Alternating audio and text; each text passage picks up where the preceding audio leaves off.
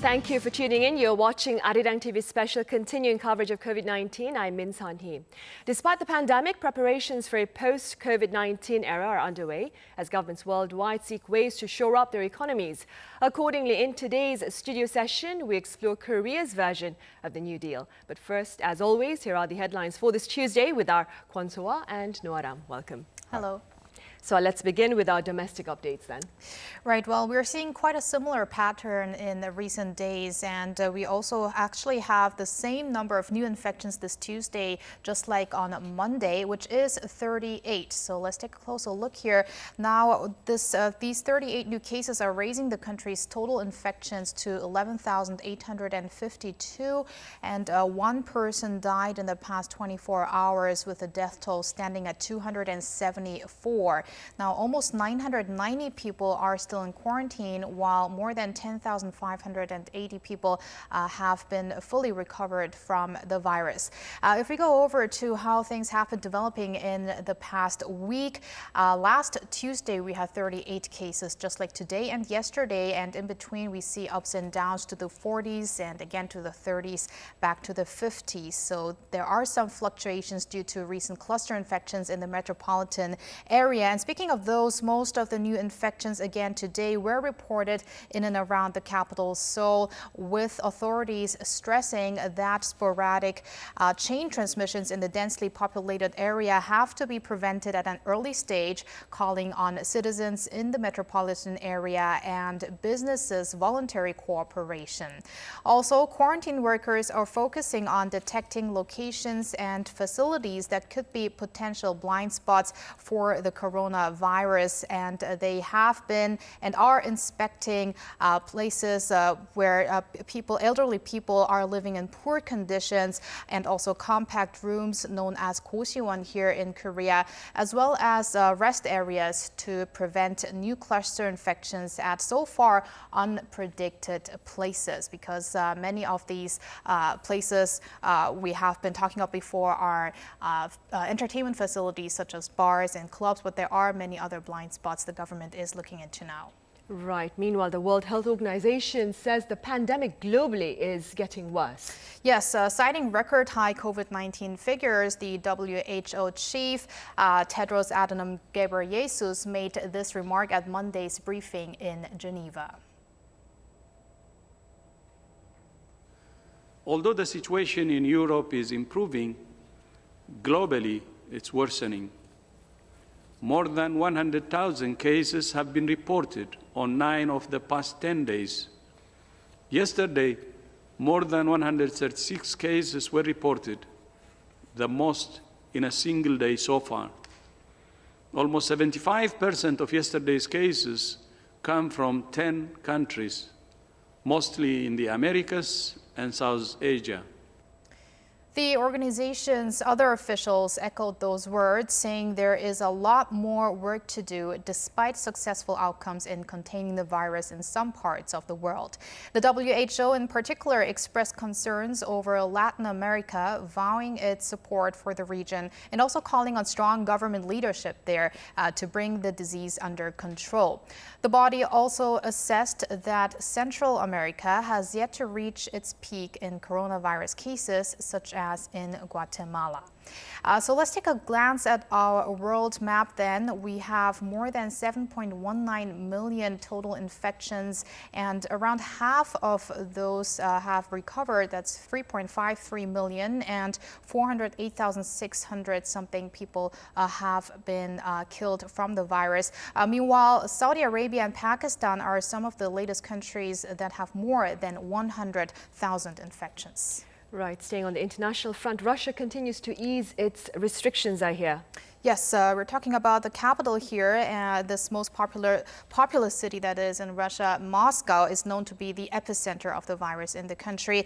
But it is now lifting measures in a phased process. So beginning June 9th, self-isolation rules such as QR code permits for private and public transportation and scheduled walks will be ended.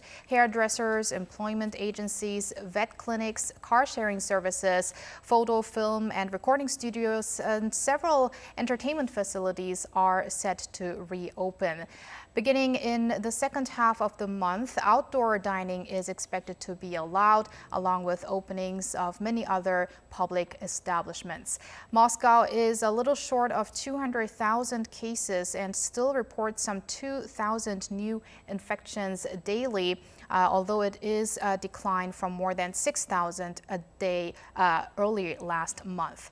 Now let's shift to the latest numbers. Russia's total caseload is at more than 476,000. Only the US and Brazil have more cases, with more than 2,710,800 respectively. Moving over to other regions, Peru is approaching the 200,000 mark, and Iran and Turkey have similar numbers of infections at over 170,000 cases. And those are the global updates. All right, so thank you for that. Stay with me for more on the domestic updates after the regular briefing. Aram, a new study shows what would have happened if strict quarantine measures had not been in place. Yeah, and they're quite some scary numbers as well. Now, emergency health measures implemented in 6 major countries, including here in South Korea, have significantly and substantially slowed the spread of the coronavirus. Now, that's according to research from the University of California, Berkeley. The study estimates that public health and safety measures like travel restrictions and business and school closures prevented more than a whopping 500 million infections across the 6 nations between January and April 6th. That's when the study ended, so it could have been a much more if we calculated until this time now. Researchers did not estimate the number of deaths prevented during that time, because those numbers would be significantly higher as the cases increase. For Korea, the study showed that if it were not for the country's antivirus measures early on, then 7 out of 10 Koreans would have been infected. That would mean 38 million more total infections here in the country. The data showed that the growth rate of infections in the 6 nations was around 38% per day on average before the countermeasures slowed the spread. Now, the study did have some limitations, however, including limited available data on infections and measures across the countries, and it only provided broad estimates on what could have happened. So we do have to take it with a grain of salt. I see. Regardless of that, it's quite alarming, though. Aram, the anti-racism protests around the world have raised fears for further COVID-19 cases, and the head of the WHO is urging demonstrators to exercise caution. That's right. So Tedros Adhanom Ghebreyesus encouraged those protesting against racism to do so safely. This includes keeping a safe distance from others, at least a metre apart, cleaning hands and covering coughs and wearing masks, all the stuff that we've been hearing about. Now, he didn't discourage the gatherings, however, saying he fully supports equality and the global movement against racism. The demonstrations have prompted fears that the close contact of thousands of marchers could lead to a spike in cases. The protests have spread around the world to Europe, Africa and other regions, not just in the US, which is causing even more concern. And although most of the protesters have been wearing masks and somewhat keeping social distancing, there are always a few exceptions, and there have been a few who haven't been wearing masks or adhering to these rules. Right, and Korea is giving a helping hand to other nations battling COVID-19. That's right. The World Bank this time has added South Korea to a list of countries that provide emergency medical care to its workers around the globe. Seoul's finance ministry said the move came after Korea appeared to bring the coronavirus outbreak under control. It added that Korea's designation also shows the country's medical infrastructure is being recognized around the world. Now, in Asia, Korea is joined by Thailand and Singapore.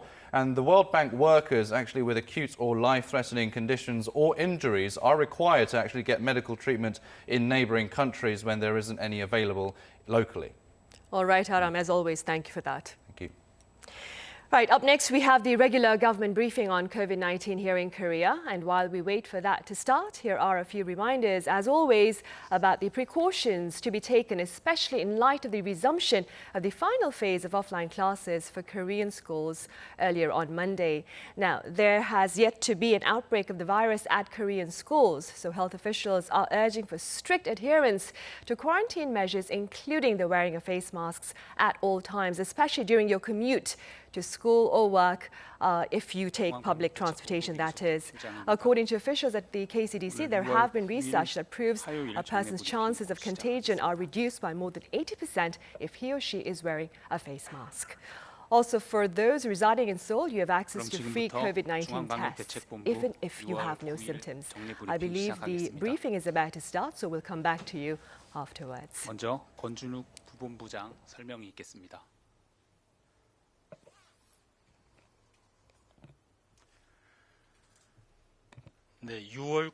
Let us now begin our regular briefing for June 9th, Tuesday, on the COVID-19 response here in South Korea. We have 38 new cases, and the total number of confirmed cases now stands at 11,852. 87.1% of them are South Korean nationals. And 26 more people have fully recovered, and a total of 989 people are in quarantine undergoing treatment. On the press kit, we have one additional fatality as of today midnight, and we have 2 additional deaths afterwards, and a total of 3 fatalities have occurred as of today, and the death toll stands at 276. Unfortunately, I extend my deepest condolences to the deceased and the members of the bereaved families. Out of the 38 new cases today, we have 3 imported cases, while 35 are local transmissions. As for the imported cases, 3 of them are all from America. Here are some updates on the domestic infections. First, in the metropolitan area, related to the nightclub cluster, while 3 additional cases have been confirmed from testing at the end of the self-quarantine period.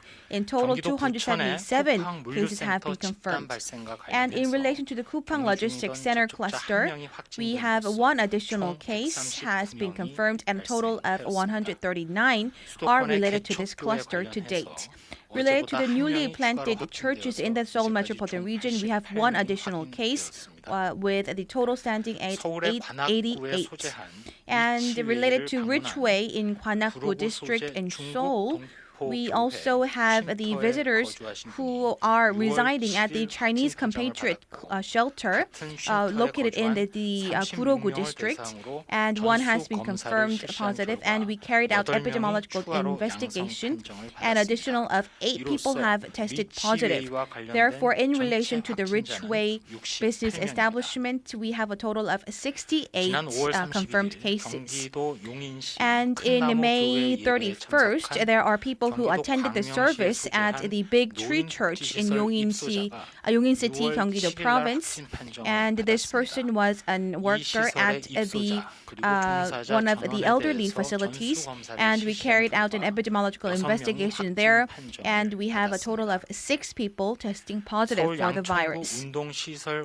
And related to sports facility in Yangcheon-gu district in Seoul, we have 51 cases confirmed, and in Chunggu of Seoul, we have the KB Life Insurance telemarketing company, and we have a total of 13 cases to date. And in Gangseogu district of Seoul, we have the SJ investment company call center. A total of 4 people have been confirmed, and we are doing the epidemiological investigation as well as contact tracing. And in Incheon City at the Michuholgu district, we have 5 members of the family being confirmed. These includes 1 elementary school student and 1 middle school student. So we are doing the epidemiological investigation for the schools that they are attending, and also the residential area that they reside in. The KCDC is acknowledging that we are having a cluster infection in the metropolitan area with high population density and foot traffic, and these venues include religious small group meetings, club meetings, door-to-door sales group meetings. And the infection is spreading on a local community. And in the beginning, there are some cases with unidentified sources of infection, and these speed is very fast. And we are very much concerned of the trend and outbreak.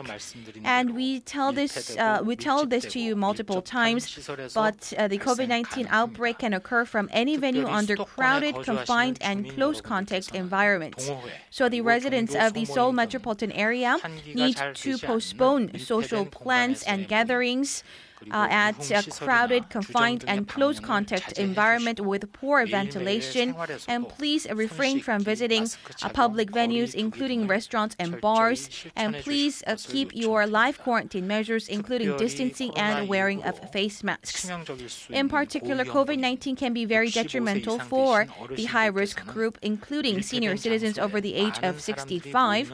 So please avoid going to any enclosed space that is poorly ventilated, where a large number of people can gather together. Nextly, we have the development of the plasma treatment being carried out, and we have asked for the people's donation. A total of 62 cured patients have been volunteered to donate their blood. And going forward, we ask you to continue to donate your blood more actively.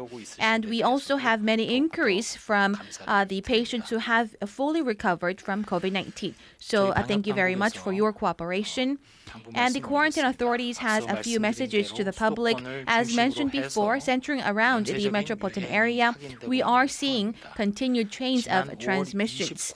Starting from the 29th of May up until the 14th of June, we have been intensifying our quarantine measures here in the metropolitan area. And under such intensified quarantine measures, we ask for the public's participation in the metropolitan area to postpone your meetings and social gatherings or use non-face-to-face alternatives. So we are expecting and longing for these outcomes to yield as fruits. And the government will also exert our full efforts to identify the cases at an early stage and curb the virus from spreading further. However, in the metropolitan area, the size of the outbreak is already very big, and we can have infections at any places that are crowded, confined, and close contact environment. So we are on special alert as well, especially for the schools and medical facilities and nursing homes and nursing hospitals, as well as social welfare facilities. These are some of the facilities that can have a high risk of widespread cluster infections. And we have seen that the case of the cluster infection in the door-to-door business establishment has led to many infections among senior citizens, and it also led to a Chinese compatriots shelter, and a table tennis club has been linked to the case of church in Yongin City and also other facilities as well. And in order to break these chains of transmissions, we need to abide strictly by our quarantine measures and closely follow quarantine measures. And for those facilities that do not follow these measures, the public should not visit these places at all. So we ask all of the business establishments to operate your establishments while closely following the quarantine measures. And while the cluster infection is being heightened, please remember that we have a principle of non-tolerance, and you could also be subject to legal actions as well if you breach these quarantine measures. If you have suspected symptoms, please get tested immediately. And if you are tested positive, please remember that you could also lead to secondary or even tertiary infections. And please give us the truthful information and testimony in the process of epidemiological investigation to break the chains of transmission. And in order to curb the virus in the metropolitan area, there are many difficulties and challenges going forward. However, in order to control the situation and in order to avoid the worst case scenario, all of us need to keep personal distance measures and hygiene measures, including wearing face masks and washing of hands. So we need to continue to stay vigilant. Thank you very much. Right, that was Kwon Jun-wook, the Vice Head of KCDC, with Tuesday's afternoon briefing. So I understand the death toll has risen. Yes, we earlier reported that we had one fatality. That was as of 12 a.m., but now it looks like we have in total 3 new fatalities with some more added, bringing the total to 270 76. And Kwon also mentioned the new cluster infections in the metropolitan area. The one related to a club in Itaewon has 3 new cases, bringing the total to 277. Now, that case broke out in early May, but still figures are rising. But we also have many other cluster infections which have more than a dozen new infections. So it is really these cluster infections in the metropolitan area that are of a concern, and that is why Kwon also asked for elderly people above the age of 65 to try to refrain from going to crowded places. And in fact, many of these new community spreads have happened at places where elderly people were, for instance, at a table tennis facility and welfare facilities, as well as churches and a shelter of Chinese residents. He also noted that some 62 people have so far donated their plasma for plasma research. We're talking about the people who have been fully recovered from the virus. All right, Swa, thank you for that. We'll see you again on Wednesday. Thank you. Now, over in the U.S., thousands of mourners came together at a church in Houston Monday to pay their respects to George Floyd, whose death under police custody in Minneapolis has fueled protests across the world. I have the Consul General of Korea in Houston, An Myung-soo, live on the line. Hello, welcome to the program.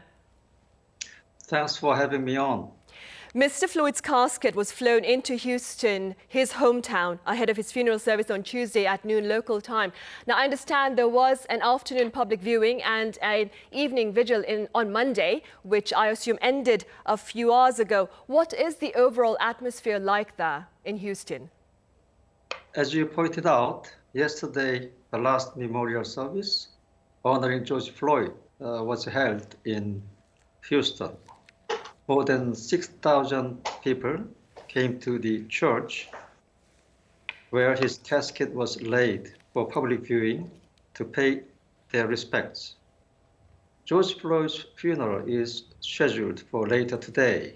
Former Vice President Joe Biden came to the Houston on the occasion of the funeral, and yesterday he had a private meeting with Floyd's family. Houston is where George Floyd grew up. Many of his friends and family members live here. After the funeral, he will be laid to rest in the same cemetery as his mother. This was what happened yesterday and what will happen later today. Let me add that general atmosphere was somber and respectful. Are the protests largely peaceful now in Houston? Death of George Floyd 2 weeks ago sparked nationwide protests. At first, some protests turned violent, with protesters setting police cars on fire, smashing windows, and looting. However, since last week, the general mood shifted to peaceful calls for change. For example, last Tuesday, a memorial march was held in downtown Houston. It was a massive rally with 60,000 people participating, but it was peaceful and another single arrest was reported. Now the protests have evolved into a peaceful movement called Black Lives Matter. I believe this is very positive and important development. Right. What are your prospects with regard to these public campaigns against systematic racism and police brutality? Well, it's not easy to predict how the things will develop in the future, but I believe George Floyd's funeral tomorrow will not be end of the story. The civil rights activists are determined to keep the momentum until fundamental changes are made, where they are now working to convert the anger and enthusiasm for change into long-term action by getting people involved, as well as mobilizing voters in anticipation of November elections. Well, in particular, they are planning a commemorative march on Washington, D.C. in August, which will be reminiscent of the historic march on Washington, D.C. in 1963. In August, the participants will call for fundamental change with the rallying cry, "Change the whole system of justice." It remains to be seen whether the Black Lives Matter movement will galvanize the civil rights movement that began in 1950s in the United States. All right, that was the Consul General for Korea, An Myung-soo in Houston. Thank you very much for making the time to join us live at this hour. You're welcome. Thank you very much. Right, back here in Korea, starting tomorrow, those choosing to visit entertainment establishments, including bars, indoor gyms, and other high-risk facilities, will be required to use any of a number of commercially available apps to create a one-time personalized QR code that can be scanned at the entrance. This requirement comes as part of efforts to better stem the spread of COVID-19. We have more in this report. Korea is staring at the grim prospects of a second wave in the COVID-19 outbreak, following a large cluster infection at a popular nightlife district in Seoul. 3,112명은 불통 상태입니다. 이는 일부러 전화를 피하거나 또는 허위로 기재했다는 것을 의미합니다. The country's contact tracing efforts were hampered by those who provided falsified information on visitor logs. This was followed by a string of cluster outbreaks in places of worship and cram schools with unknown sources of origin, highlighting the need for improvements in the country's epidemiological study methods. 정부는 정확한 출입자 명단을 확보하여 신속한 방역 관리망을 작동시키기 위해 QR 코드를 활용한 전자출입 명부를 도입하기로 하였습니다. QR code visitor logs collect the personal information of citizens and keeps track of the time and location of their visits, which are stored in public servers.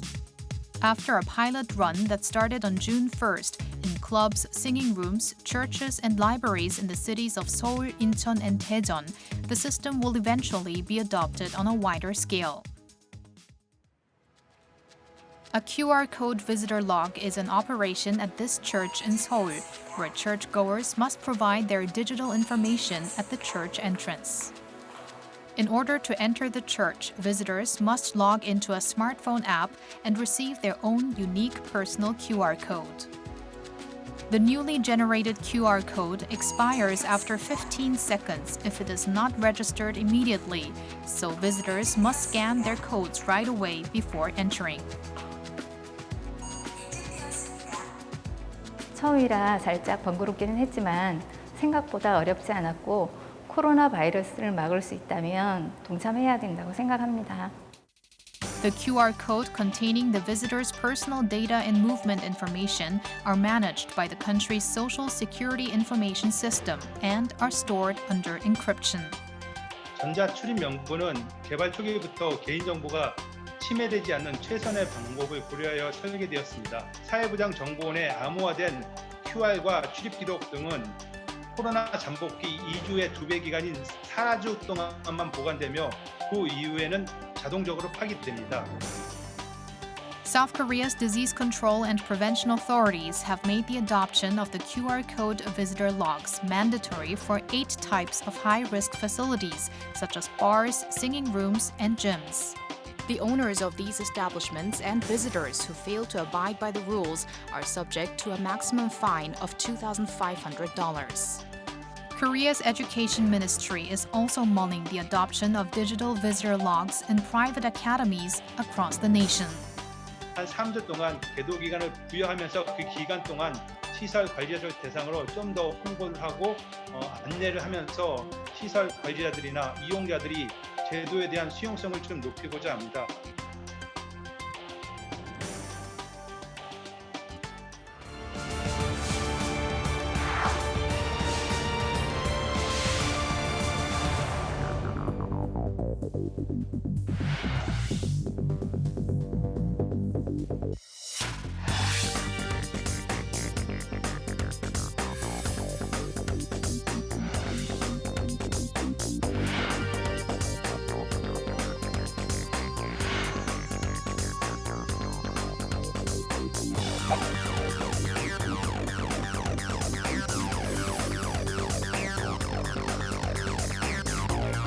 한국판 뉴딜은 우리 경제를 추격형 경제에서 선도형 경제로 전환해 나가면서 대규모 일자리로 새로운 기회를 열어나고자 하는 것입니다.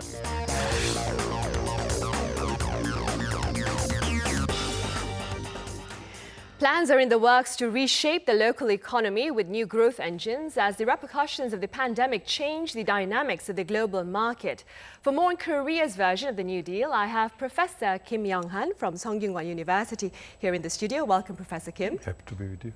And I also have Professor Song Soo-young from Chungang University. Good to see you again, Professor Song. Yeah, nice to meet you again. Professor Kim, we'll start with you. How do you assess the current state of Korea's economy? Well, according to the data kind of released by the government and also by the IMF, in the first quarter of this year, the South Korea has recorded for the first time during the last 10 years for the minus growth rate, roughly minus 1.4% growth in the first quarter. And that's striking from our side. But overall, kind of global kind of economic trends has shown the negative trend. So in comparison, in relative performance, we can say our performance was not that bad. It's even much better than Germany or other leading OECD member countries. But the real bad story, kind of downside story, comes from now. And especially in the second quarter of this economy, say we are expected to suffer a lot in terms of sharp drop in the manufacturing sector. And also we have already observing quite a kind of striking number in terms of the export performance. In last April, overall export has shown the almost minus 40% decrease in comparison to last year, mainly led by the quite poor performance in the automobile industries. So all those kind of ongoing phenomena shows quite a dismal picture for the Korean economy this year, although those kind of dismal picture is kind of shared by the whole global economy. But we should be frank that Korean is not the exceptional case. We are suffering the same kind of dismal outcomes these days. Professor Kim, the term New Deal itself comes from, it was used to describe, of course, a series of programs launched by former US President Franklin Roosevelt in the 1930s to pull the American economy out of the Great Depression.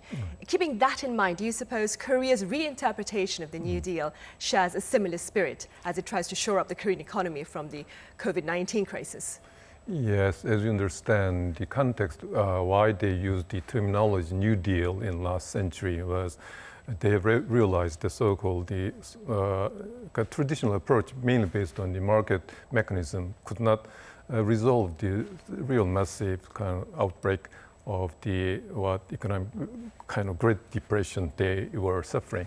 So the only possible solution they could expect to get out of that kind of vicious circle of Great Depression was not a traditional approach, but a new approach in terms of massive government action in contrary to the earlier kind of policy tradition. And there has been a big debate whether that kind of massive government expenditure is really efficient or not. So that context why they used the New Deal was it was not the situation to think about or concerned about efficiency. They should be concerned about emergency. So even this somewhat disregarding the efficiency side, they decided to expend huge amount of money to get out of that vicious circle of Great Depression. And when we kind of think about the current situation in comparison to the earlier Great Depression, we can say current situation is much, much worse than the Great Depression. We can say the Great Depression was a kind of man-made depression initiated by the collapse of the asset market bubble. But this time, this kind of economic collapse is not a man-made collapse. It's a kind of collapse caused by the natural disaster. So all economic network has been disconnected, not by the psychological kind of phobia, but a kind of natural disaster.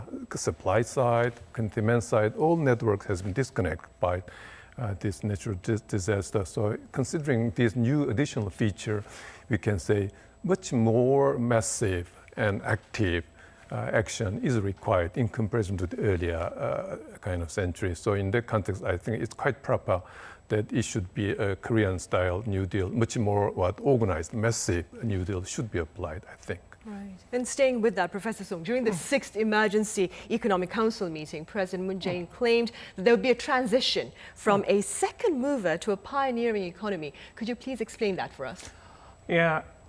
According to the 6th Economic Council, they have made some announcement that the Korean New Deal is going to be relief for the poor and some people who are unemployed, and the recovery of the economy, and then the reshape of the future industry. I think that is the difference between in 1930s, Franklin Roosevelt's New Deal is consisted of 3 R's.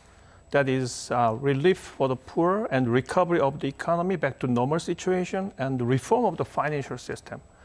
Right now in Korea, we focus rather than, because the financial system has been already reformed quite a bit, and so therefore financial system is not some immediate concern right now. Therefore, I think that the Green New Deal and Digital New Deal, that is the new industry, and then prospect in the future prospect of the creating new job. But however, the effect of creating new job is less than announced, because of that Digital New Deal and the Green New Deal is really long-term growth plan. So rather, I would like to, later on I'm going to emphasize again, but rather I would like to, the government should focus on some rejuvenate the manufacturing companies, and some traditional business areas should be recovered and at least maintain the current situation.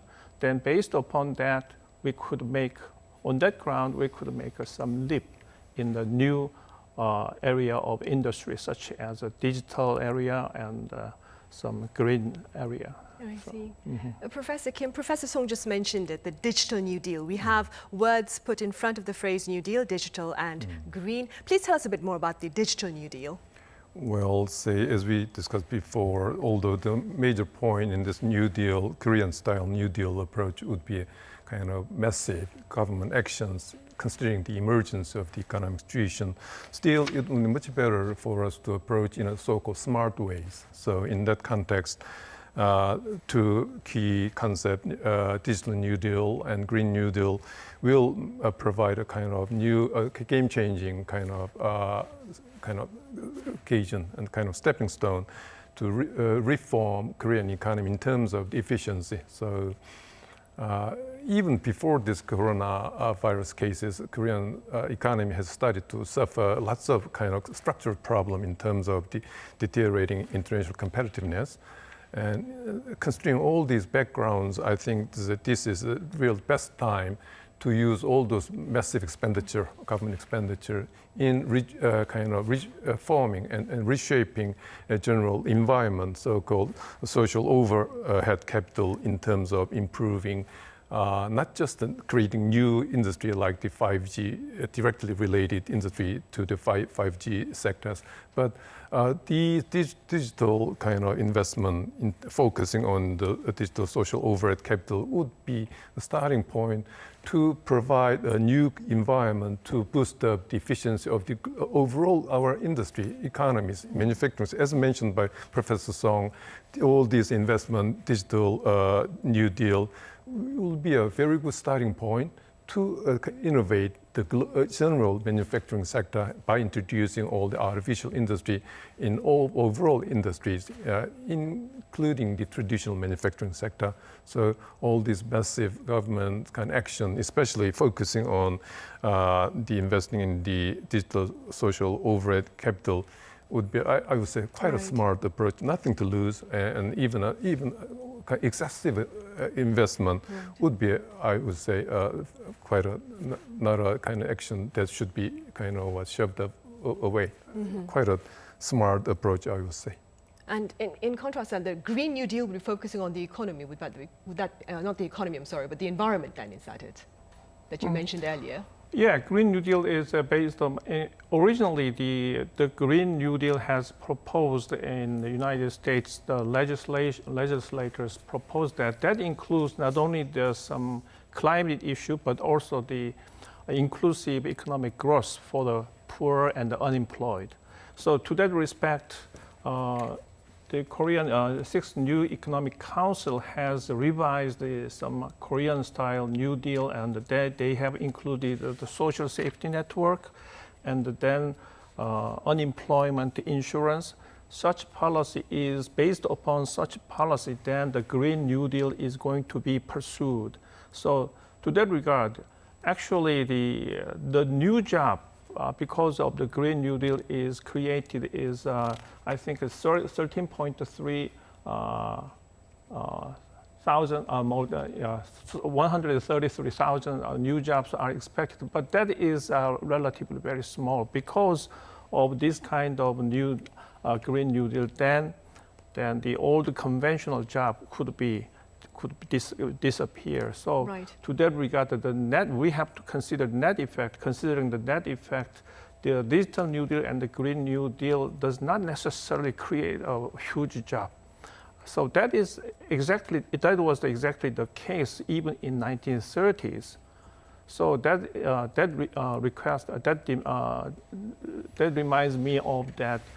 Considering not only implementing this Korean New Deal, and then we have to take care of our foundation, or because anyway the progress of some demographic change takes time.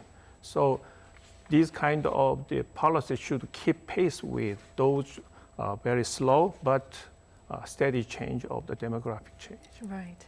Professor Kim, Korea has unveiled its biggest ever extra budget plan. It's worth more than 35 trillion won, and it's to address the economic fallout from COVID-19. Do you believe that this budget will serve its purpose, very briefly speaking? Well, yes, when you simply look at the number, it looks like a big number, but in comparison to the other OECD member countries, we cannot really say these, because just the size itself is something really big. In comparison to the United States, US kind of action takes almost 10% of their total GDP, while our expenditure remains just a kind of 2.5%, much lower than the other countries like the United States or even Japan. So size itself cannot be exaggerated. The core point is how these monies are used in a smart way, mainly focusing on really boosting up the kind of our economies and competitiveness of our industries.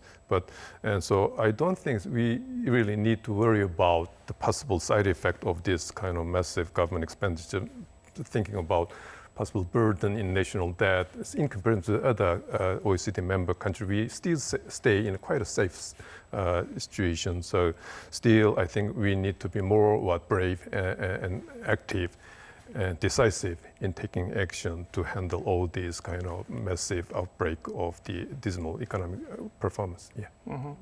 To that regard, I would like to talk about the episode that took place in 1934 between John Maynard Keynes and Franklin Roosevelt, the U.S. president at that time. Keynes has claimed that current fiscal debt or for the United States is not enough to recover the economy fully. Therefore, he suggested use more deficit, and the most some aggressive fiscal policy is needed. But Franklin Roosevelt has maintained some balanced budget. The data has shown that the national debt as a percentage of GNP for the United States is given like that until starting from 1933 to 1938, before 1941, actually the national debt percentage of the total GNP remained constant. I see. Yeah, but after that, in 1941, what happened in the world is the outbreak of Second War, particularly the Pacific War, has taken place. Since then, the fiscal deficit has dramatically increased, and then the U.S. economy has shown that dramatic decrease of the unemployment rate. So that has helped the U.S. economy pull out of the depression. But otherwise, so according to the analysis and recently, most of world-renowned economists agree with that. Actually, the fiscal policy, moderate fiscal policy, does not help rescue the U.S. economy, only the aggressive fiscal deficit that could maintain the belief among the people in the U.S. citizen that, okay, I could work and I could earn the income and then I could consume more. So that is a very important aspect we should take as a lesson from the past experience in 1930s. So today, I believe that the over concern of the debt and the fiscal debt does not help recover the economy at all. So, and then the majority party or the the Korean government should not pay attention to the over concern about the excessive concern about the national debt or some fiscal deficit. That is actually just depress the economy. So such bold and proactive measures are necessary. Right. Now I'm afraid we're running out of time, which is why we'll have to end it there. Professor Song and Professor Kim, as always, thank you for your thoughts. Yeah, my pleasure. Thank you. Right, like I said, that brings us to the end of this edition of COVID-19. Tomorrow, we take a look at the role of transparency in tackling the pandemic and efforts to seek a balance between public health and private rights in that endeavor. In the meantime, do reach out to us through our social media accounts or our homepage, arirang.com. Thank you for watching.